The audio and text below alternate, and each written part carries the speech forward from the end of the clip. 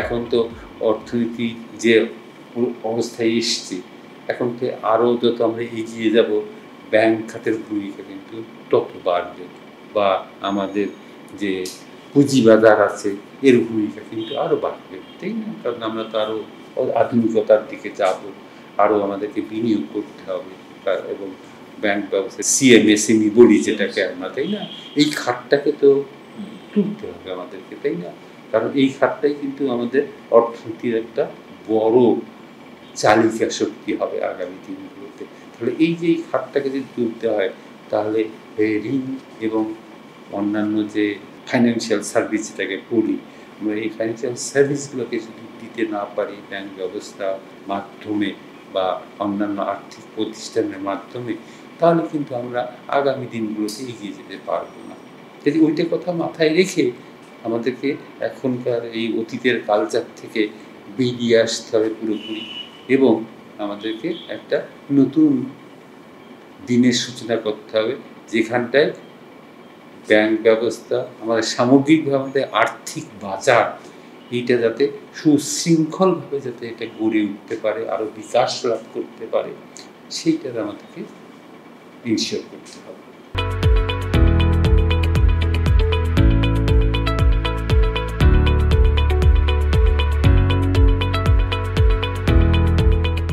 একটা জিনিস হচ্ছে এই যে $15 বিলিয়ন প্রতি বছরে পাচার হয়েছে, তাই না? এগুলো তো একটা জিনিস হচ্ছে আমরা বিভিন্ন এস্টিমেট পাচ্ছি। বর্তমান যে আমাদের অন্তর্বর্তী সরকার আছেন, তারাও বিভিন্ন কমিটি করে দিয়েছেন, তাই না? যারা এগুলো নিয়ে দেখছেন যে আসলে সত্যি। তবে একটা কথা ঠিক, যে আমাদের এখান থেকে প্রচুর অর্থ পাচার হয়ে গেছে। এটা নিয়ে দ্বিমত করার কিছু নেই। হয়তো এসটিভি নিয়ে কেউ বলছেন হয়তো আরও কম বা আরও বেশি। এর মধ্যে না গিয়ে একটা কথা আমরা বলতে পারি যে আমাদের অর্থ কিন্তু বিপুল পরিমাণ অর্থ পাচার হয়েছে। এর কিছু এভিডেন্সও আমরা খবরের কাগজে দেখছি, তাই না? এই যে অর্থগুলো, এগুলো তো পাচারকৃত অর্থ, এবং এই বিপুল পরিমাণ অর্থ এটা কিন্তু বাংলাদেশের বিভিন্ন এই যে ব্যাংক খাত থেকে আরম্ভ করে বিভিন্নভাবে আমাদের দেশ থেকে পাচার হয়ে গেছে। ১০ বা ১৫ বছরের যদি আমরা ইতিহাসটা দেখি, তাহলে এই ইতিহাসটায় আমরা একটা জিনিস দেখছি, তা উন্নয়নের যে আমরা গল্প শুনেছি ওই সময়ে, হ্যাঁ, এই উন্নয়নের গল্পের মধ্যে একেবারে সত্যতা নাই তা আমি বলবো না, সত্যতা আছে, কিন্তু সেই সঙ্গে সঙ্গে যে কি বিপুল পরিমাণ অর্থ আমরা এখান থেকে অপচয় করেছি, মানে হয়ে গেছে, এখান থেকে পাচার হয়ে গেছে, এটাও কিন্তু অকল্পনীয়। অর্থাৎ এই যে বিপুল পরিমাণ অর্থ পাচার হয়ে গেছে, এটা যদি আমাদের দেশে অর্থনৈতিক আমরা রাখতে পারতাম, আজকে আমরা কোথায় চলে যেতে পারি? অর্থাৎ এটা আমাদের কিন্তু আগামী দিনের এগিয়ে যাওয়ার পথটাকে কিন্তু এটা বিভিন্নভাবে অবরুদ্ধ করে তুলেছে। এই যে আমাদের একটা দায়, আপনি দেখেন আমাদের ঋণের যে বিরাট একটা দায়, এবং বিভিন্ন যে আমাদের এই যে প্রকল্পগুলো আছে, তাই না? এই প্রকল্পগুলো বেশিরভাগ, আপনি যদি বিশেষ করে আমাদের মেগা প্রকল্পগুলো দেখেন, এই মেগা প্রকল্পগুলো কিন্তু বেশিরভাগ ক্ষেত্রেই আর্থিক বোঝা, অর্থাৎ যেটা হয়তো $১,০০০ কোটি হতো, এটা আমরা $১০,০০০ কোটি আমরা করতেছি, তাই না? এটা একটা বিরাট দায়।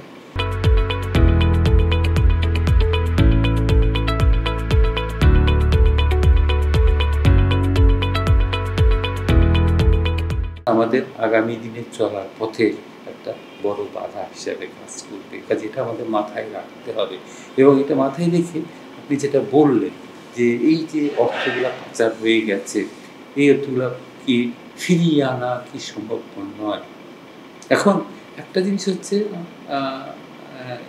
পাচারকৃত অর্থ ফিরিয়ে আনার জন্যে বিভিন্ন রকম যে গ্লোবাল যে আর্থিক প্রতিষ্ঠানগুলো আছে, সেগুলো যেমন সহায়তা করে, আবার দ্বিপাক্ষিক চুক্তি আছে বিভিন্ন, তার মাধ্যমে এটা আনা সম্ভব। তবে একটা কথা মাথায় রাখতে হবে, যে এই যে একবার যে অর্থ দেশের বাইরে চলে গেছে, এটা ফিরিয়ে আনা এটা কিন্তু বেশ একটা আমি যেটা বলবো যে ১ নম্বর হচ্ছে এটা একটা দীর্ঘকালীন প্রক্রিয়া, ২ নম্বর হচ্ছে এটা কিন্তু খুব জটিল একটা প্রক্রিয়া। কারণ এখানটায় আপনার যেখানে পাচার হয়েছে আপনার সেখানটায় তাদের সহযোগিতা যেমন দরকার, তেমনি একটা প্রয়োজন হচ্ছে এই যে পাচারকৃত অর্থ তার যে সঠিক আপনার যে হিসাব কাগজপত্র, তার জন্য যে ধরনের দলিল দস্তাবেজ এগুলো এবং আইনি যে প্রক্রিয়াগুলো আছে এগুলো কিন্তু খুবই জটিল এবং সময় সাপেক্ষ। কাজেই এই অর্থগুলো আমরা যদি ফিরিয়ে আনতে যদি সক্ষম হই, তবুও বেশ সময় লাগবে, এটা আমরা হঠাৎ করে ফিরিয়ে আনতে পারবো না, এটা মাথায় রাখতে হবে। এটা স্বল্প পরিমাণ অর্থ আমরা ফেরত পেয়েছি, কিন্তু বেশিরভাগই কিন্তু এখন পর্যন্ত ফেরত পাইনি এবং এটা আদৌ ফেরত পাবো কিনা সে নিয়েও কিন্তু এখন সন্দেহ আছে, কবে পাবো তারও কোনো নিশ্চয়তা নাই, তাই না? কাজেই পরে কিন্তু অর্থটা আমরা এখন পর্যন্ত কিন্তু আনতে সক্ষম হই নাই। কাজেই এটা মাথায় রাখতে হবে, এই যে আমাদের যে বিপুল পরিমাণ অর্থ বিভিন্ন দেশে গেছে, এটা কিন্তু একটা জটিল প্রক্রিয়া এবং আনতে একটা সময় সাপেক্ষ ব্যাপার এবং তার জন্য আমাদের কিন্তু লেগে থাকতে হবে সঠিকভাবে আইনি প্রক্রিয়া এবং অন্যান্য যে প্রক্রিয়া আছে ব্যবহার করে এই যে দেশে গেছে তাদের সাথে ঠিক চুক্তি আলোচনার মাধ্যমে এটা ফিরিয়ে আনার একটা ব্যবস্থা নিতে হবে।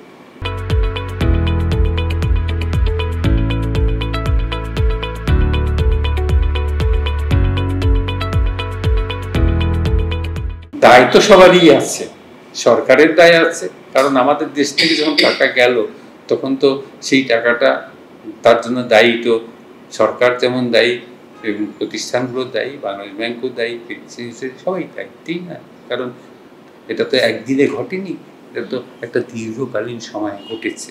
কিন্তু আমি যেটা প্রথমে বলেছিলাম যে আসলে তখন এই যে রাজনৈতিক যে প্রভাবের কারণে হ্যাঁ সহযোগিতা করেছে রাজধানীটাকে বন্ধ করার জন্য, কারণ এটা তো একটা রাজনৈতিক ছত্রছায়ায় গোটা জিনিসটা ঘটেছে।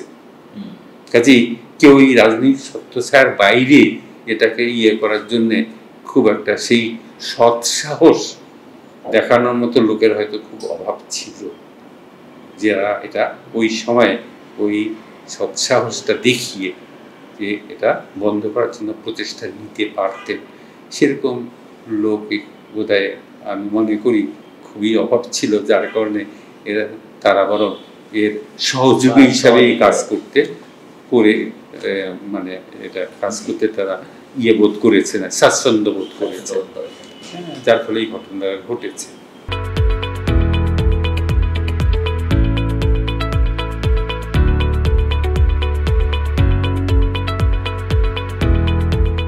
আমাদেরকে এই নীতিগুলো গ্রহণ করতে হবে সঠিকভাবে এবং এগুলো প্রয়োগের ক্ষেত্রে কোনো রকম ছাড় দেওয়া যাবে। যখনই আপনি একটা ছাড় দেওয়া শুরু করেন তখনই কিন্তু এই ঘটনাগুলো ঘটতে থাকে আর কি, বিভিন্ন সময়ে ঘটেছে এবং এ থেকে এই শিক্ষাটাই আমাদের নেওয়া উচিত যে আসলে আমরা ভবিষ্যতে আগামী দিনগুলোতে এই ধরনের ঘটনা যাতে আর কোনোদিন না ঘটতে পারে তার জন্যে আমাদেরকে এখনই শিক্ষাটা নিতে হবে। হ্যাঁ, কারণ এগুলো আমাদের অর্থনীতির ক্ষেত্রে একটা বড়, এমনিটি আমরা এখন দ্রুত একটা উন্নয়নের পথে আমাদের যাওয়া প্রয়োজন, আমরা যদি আমাদের অভীষ্ট লক্ষ্যগুলো অর্জন করতে চাই। কারণ আমাদের বাংলাদেশের তো একটা লক্ষ্য আছে, তাই না? আমরা কতগুলো লক্ষ্য অর্জন করতে চাই, এসডিজির কথা যেমন আমরা বলি, সাস্টেইনেবল ডেভেলপমেন্ট গোলসগুলো 30 সালের মধ্যে অর্জন করতে চাই। আমরা আরও আমাদের নিজস্ব যে অর্থনৈতিক দারিদ্র বিমোচনের যে বা আমাদের এখানটায় বৈষম্য দূরীকরণের যে প্রচেষ্টাগুলো আছে, এগুলো সহজ করে মানুষের জীবনটাকে তো সহজ করতে হবে, সরল করতে হবে, তাই না? মানুষের জীবনযাত্রার মান এখনও তো প্রচুর লোক আছে যারা এখন বিশেষ করে কোভিডের পরে হ্যাঁ এবং দ্রব্যমূল্য বৃদ্ধির কারণে এখন বহু লোক যারা আছেন তারা কিন্তু খুবই দুঃসহ জীবনযাপন কাজে এই পরিস্থিতি থেকে যদি আমরা বের হয়ে আমরা যদি একটা তাদের জন্য একটা যদি সুন্দর ভবিষ্যৎ গড়ে তুলতে চাই, তাহলে তো এই ধরনের কর্মকাণ্ডের কোনো স্থান থাকতে পারে না আমাদের দেশে।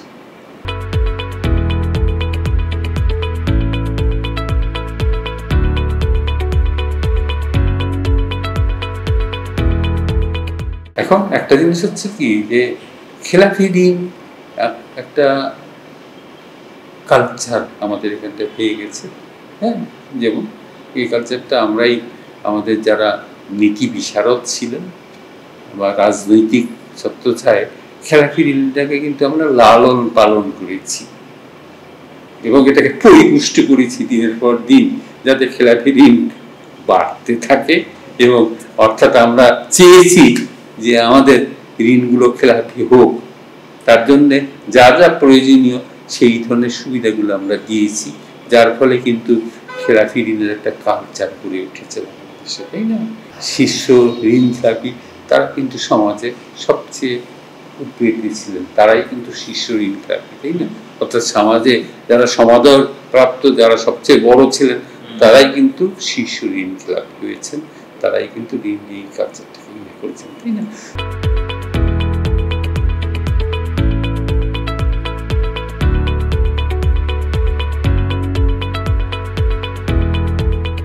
এই যে খেলাপি ঋণ, এখন একটা জিনিস আমাদের করতে হবে যে খেলাপি ঋণ আমাদের এখন একটা প্রথম কাজটা হচ্ছে কি, যে আমাদেরকে বিশেষ করে বাংলাদেশ ব্যাংকের ক্ষেত্রে আমি মনে করি একটা প্রথম দায়িত্ব হচ্ছে যে এই যে বর্তমান পরিবর্তিত পরিস্থিতিতে প্রথম একটা জিনিস হচ্ছে যে আমরা কি এটা এনশিওর করতে পারি না যে এখন থেকে আর একটা ঋণও খেলাপি হতে আমি দেব না, অর্থাৎ খেলাপি ঋণটাকে আমি পুরোপুরি কালচারটাকে বন্ধ করব।